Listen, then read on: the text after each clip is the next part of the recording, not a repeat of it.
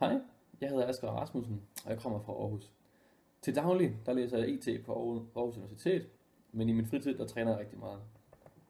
Jeg har i de seneste par år været igennem alt fra fitness til crossfit, og nu dyrker jeg calisthenics og bouldering.